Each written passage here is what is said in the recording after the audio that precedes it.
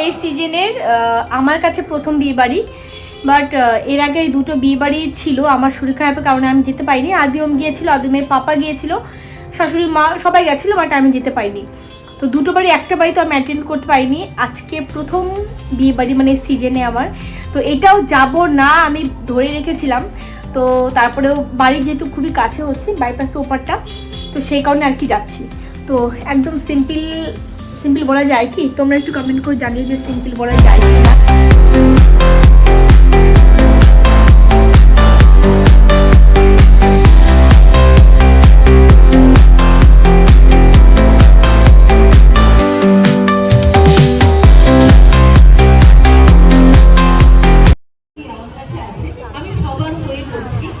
প্রত্যেকেই আমরা চাই ওদের আগামী দিন আলোয় আলোয় ভরে উঠুক, ওরা যেন সব জীবন যুদ্ধে একসঙ্গে একত্রিত পরে ওদের একটা ফাইনালি পৌঁছে গেছি আমরা রিসেপশন পার্টিতে। তো এটা হচ্ছে আমাদের বাড়ির অপোজিটে আর কি, বাইপাসের ওপারটায়। আর ব্রাইড আর গ্রুম দুজনই ভীষণ মিষ্টি, ভীষণ ভালো মানিয়েছে দুজনকে, দেখতে দুজনে খুব কিউট। আর সবচাইতে বড় কথা হলো ব্রাইডের যে বাপের বাড়িটা না, সেটা হচ্ছে আমার বাপের বাড়ির কাছে, খুবই কাছে, মানে একদমই কাছে। তো যাই হোক, আর এর জন্য আরও বেশি ভালো লাগে, মানে আমার বাপের বাড়ি ওখানে কোনো লোকজনকে দেখলে এখানটায়, বা যদি শুনি ওখানে বিয়ে হয়েছে বা ওদিককার মেয়ে আমার দিদিকে বিয়ে হয়েছে, ভীষণ আনন্দ লাগে। বিভিন্ন রকম না অনুষ্ঠানের মধ্যে দিয়ে এটা আর কি সেলিব্রেট করা হলো। মানে দেখতে পাচ্ছ নিত্য অনেক কিছু, আর খুব ভালো লেগেছে। অনেক দিন পর আমাদের নর্মালি এখানটা কি হয়, এরকম বড় মাঠে প্যান্ডেল করে অনুষ্ঠান হয় না, খুব কম হয়, কারণ সেরকম মাঠ নেই আমাদের এখানটা। অনেক দিন পর এরকম একটা অনুষ্ঠানে আসতে পেরেও খুব ভালো লেগেছে। পুরো মাঠের মধ্যে ফাঁকা জায়গায় এরকম অনুষ্ঠান তো গ্রামের দিকে হয়, বাট শহর দিকে তো হয় না। তো আসতে পেরে খুব ভালো লেগেছে।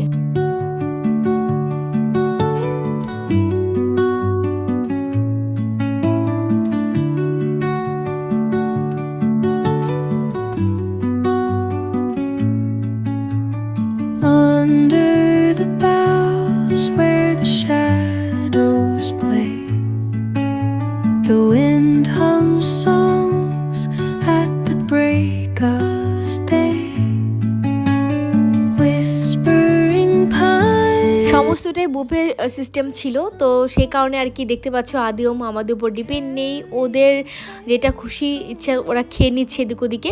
তো খাওয়ার কোনো কিছু আর ভিডিও করতে পারিনি, স্টার্টারও কিচ্ছু তুলতে পারিনি না, মেন কোর্সে ওখানটাও তুলতে পারিনি। মোবাইলটাই আমার কাছে ছিল না, কখনো আমার হাজব্যান্ডের কাছে ছিল, কখনো আমার আদিমের কাছে ছিল, যে কারণে সেভাবে তুলতেই পারিনি। আর এদিকে দেখতে পাচ্ছি অর্কেস্ট্রা গান হচ্ছে, সব কিছু মিলিয়ে বেশ আনন্দ করলাম। আর আসতে চেয়েছিলাম না, আর না আসলে সত্যি কথা এই আনন্দটা পুরো মিস হয়ে যেত। তো চলো, এইটুকু ছিল মোটামুটি আমার বিয়ে বাড়ি।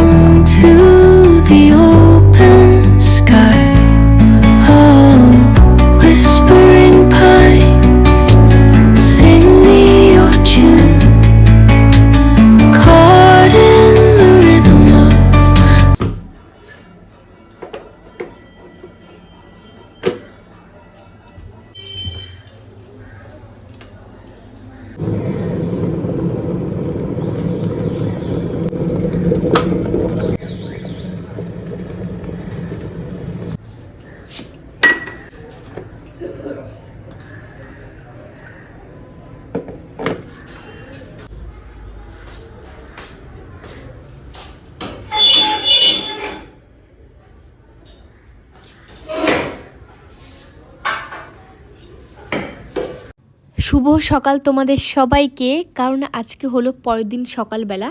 কালকে রাত্রেবেলা আর ব্লগিং করিনি, কারণ বিয়েবাড়ি থেকে আসার পরে আর অনেকটা রাত হয়ে গেছিলো, 12টার পরে আমরা ঢুকেছি বাড়িতে, তারপরে দেখানোর কিছু ছিল না, সেই কারণে আর ব্লগিং করিনি। তো আজকে পরের দিন সকালবেলা ঘুম থেকে উঠে পড়েছি।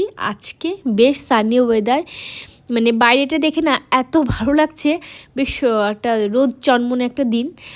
কিন্তু সকালবেলায় আমার সঙ্গে খুব বাজে একটা জিনিস ঘটে গেল, যেটা কিনা তোমরা দেখবে, মানে অল্পতে বেঁচে গেছি, প্রাণ রক্ষা পেয়েছি বলতে পারো। সকালবেলা কিরকম একটা বিপদ ঘটে গেল দেখো আমার সাথে।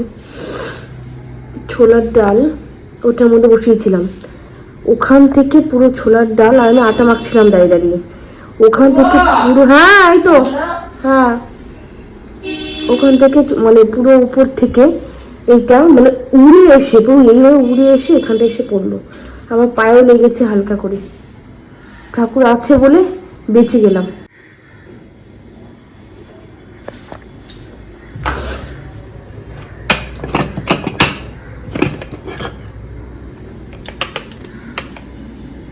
সকাল সকাল মহা বিপদের হাত থেকে একটা বেঁচে গেলাম বলতে পারো, মানে খুব বাচ্চা বেঁচে গেছি।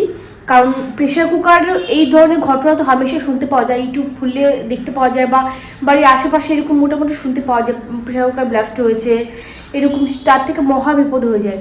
তো কালকেও জানো তো, কালকেও সকালবেলাতেও হালকা ফুলকা এরকম হঠাৎ করে না ভেতরে যে বাষ্পটা আর কি পুরো বেরিয়ে গেছে, ধোয়া টাইপের হয়েছে, তারপর আবার ঠিক হয়ে গেল।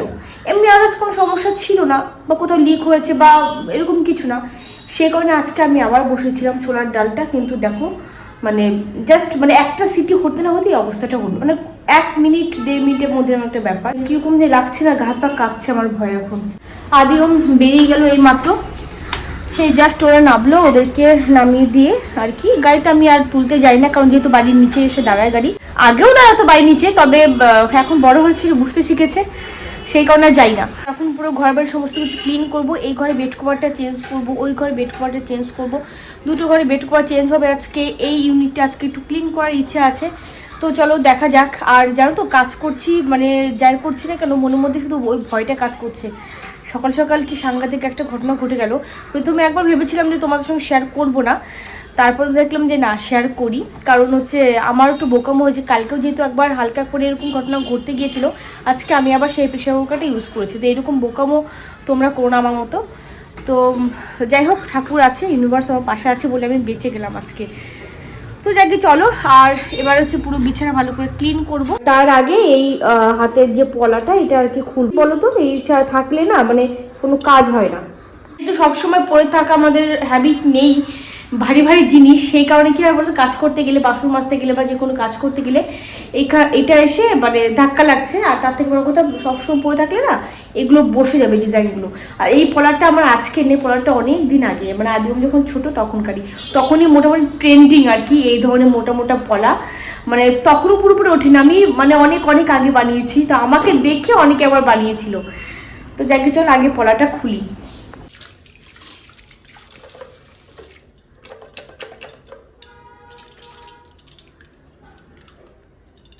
আমি এর আগে একটা শর্টসে আমি দেখিয়েছিলাম পলারটা আর কি, পলার ডিজাইনটা নর্মালি দেখাবো বলে দেখিয়েছি এরকমটা না, তবে একটা বিয়ে বাড়ি থেকে এসেছিলাম, তারপরে আমি খুলে রেখেছিলাম। তো তার উপরে একটা শর্টস ভিডিও বানিয়েছিলাম। তো সেখানটা আমাকে বেশ অনেকজন কমেন্ট করে দিদি যে ডিজাইনটা দেখাবে, যদিও আমি দেখিয়ে দিয়েছি। আর যতবারই পলাটা আমি দেখাই না, মানে দেখাবো বলে দেখাই সেটাও না, মানে ওই বিয়ে বাড়িতে গেলাম খুলে রাখলাম, বা সবসময় তো পরে থাকা যায় না মোটা পলাগুলো।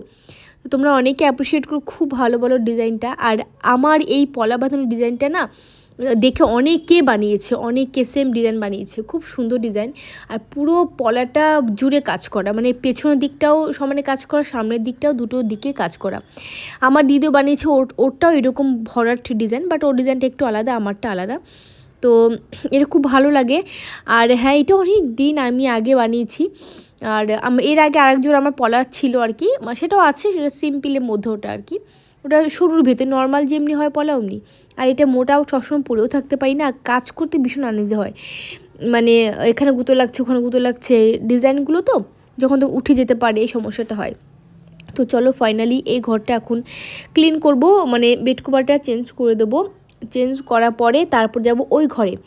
আর এই ঘরটা বড্ড বাজে না, খাটে ক্যাক কুকা করে আওয়াজ, খাটটা গুছিয়ে নিয়েছি। আর এবার ঘর ভালো করে ঝাড় দেবো। দেখো এইটা পুরো ভেঙে দিয়েছি, জানি না কখন ভেঙেছে কে জানে, পুরো দেখো ওখানটা পড়েছিল। আর এই খাটের আয়ুটা না বেশি দিন নেই, কারণ হচ্ছে পুরো মানে বাজে বাজে আওয়াজ আসে, জানো খাটে উঠতে গেলে কচ কচ করে আওয়াজ হয়। অ্যাকচুয়ালি এতটা খারাপ হতো না, কিছুদিন আগে একবার রিপেয়ার করেছি, কিন্তু আদিও এত লাফালাফি করে না খাটের উপর, যে কারণে মানে বিচ্ছিরি হয়ে গেছে খাটের অবস্থাটা। এখন এটাকে যত সম্ভব চেঞ্জ করতে হবে। চলো এখন পুরো ঘরটাকে ভালো করে ঝাড় দিই, তার আগে ওই ঘরে বেড কভারটা চেঞ্জ করব। কিছুদিন অন্তত 1-2 বছর যেত, ভেবেছিলাম 1-2 বছরের মধ্যে বানাবো না।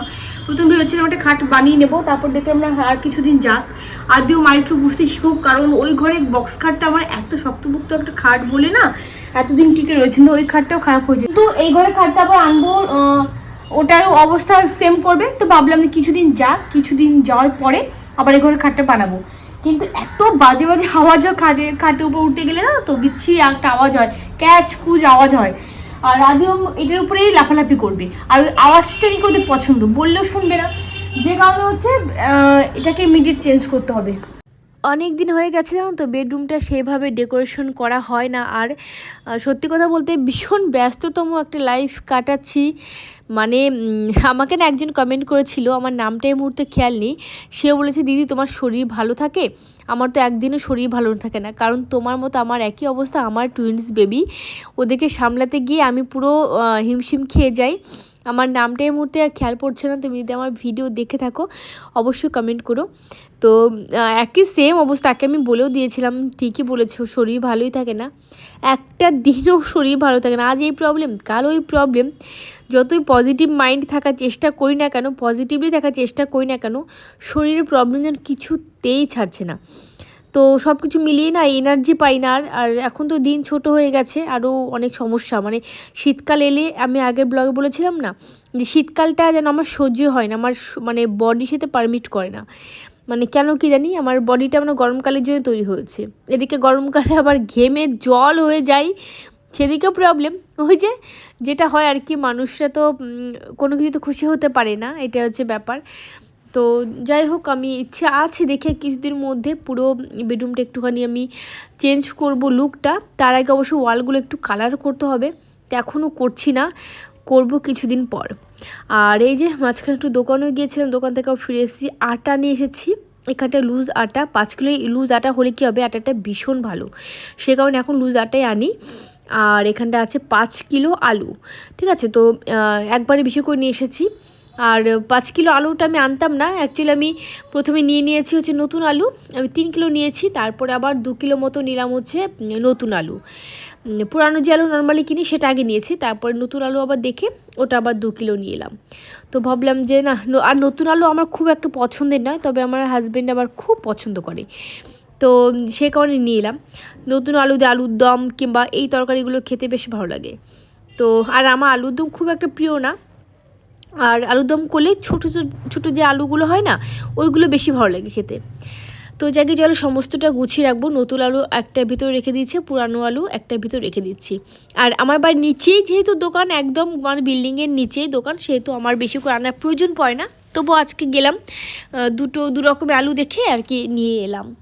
তো চলো এবার গুছিয়ে রাখবো, গুছিয়ে রেখে তারপরে বাদবাকি কাজকর্মে আবার লাগবো।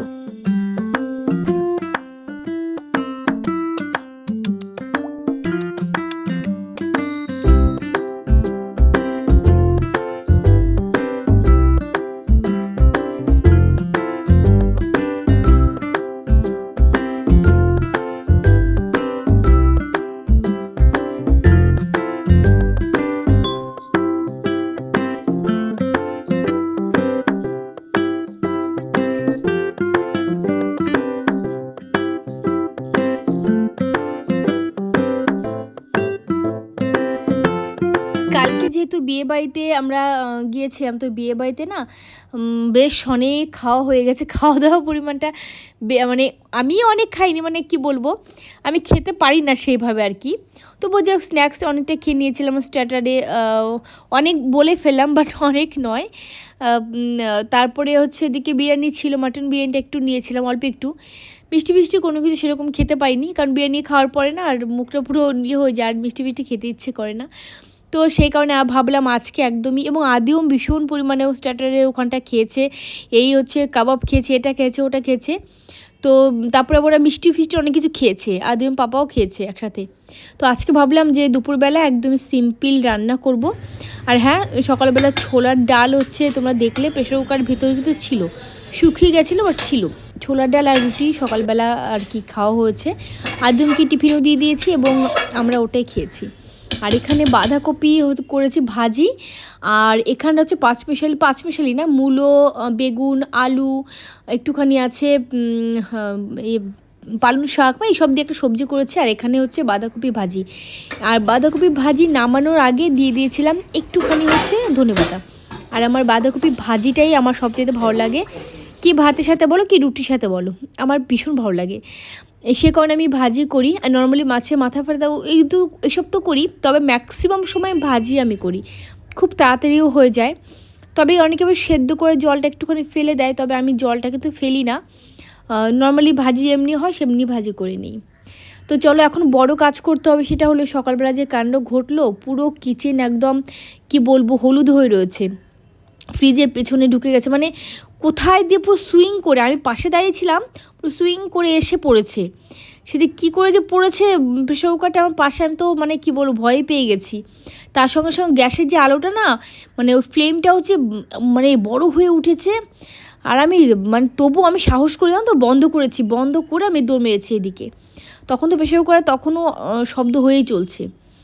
তো যাকে চলো এখন দেখতে পাচ্ছ নিচটা তোমাদের আরেকটু ভালো করে দেখায়, নিচটাতেও কতটা পড়েছে দেখো ছোলার ডাল। আর ওয়ালটা তো আছে, ওয়ালটা তো মুছেই নিলাম, আর নিচটাও তখন আমি হালকা ফুলকা করে মুছে নিয়েছি। ওপরটা আমি ভেবেছি, কারণ এটা অনেকটা জায়গা ছড়িয়ে গেছে তো, আর সকালবেলা সেভাবে টাইম ছিল না, দেখলাম অনেকটা লেট হয়ে যাবে, একবারে রান্নাবান্না কমপ্লিট করার পরে তারপরে হচ্ছে মুছে নেবো, সেই কারণে এখন মুছে নিচ্ছি। জল দিয়ে সার্ফ দিয়ে সাবান দিয়ে ভালো করে ডলে ডলে মুছে নিচ্ছি। ওয়ালগুলোও সেম অবস্থা, তারপর নিচে ফ্লোরটাতেও সেম ব্যাপার ছিল।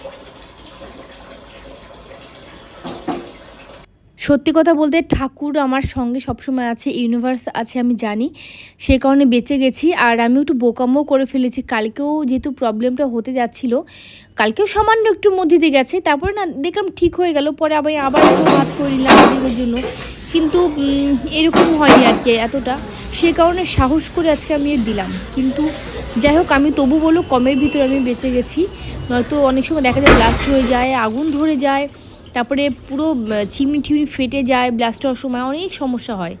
আমার নিজের মামা বাড়িতেই হয়েছে, পুরো উপরে একটা বাংকার টাইপে করা আছে গ্যাস ওভেনের উপর দিকটা, সেটা পর্যন্ত ফেটে গেছিলো। তো সব কিছু মিলিয়ে অনেক ভালো, মানে ভালো হয়েছে আমার সঙ্গে, আমি এটাই বলবো। আর চলো এবার হচ্ছে ভালো করে সেলফটাও ক্লিন করে নেবো, যদি এর আগে আমি ভালো করে ক্লিন করেছি, এখন ফাইনাল টাচ আর কি দেবো।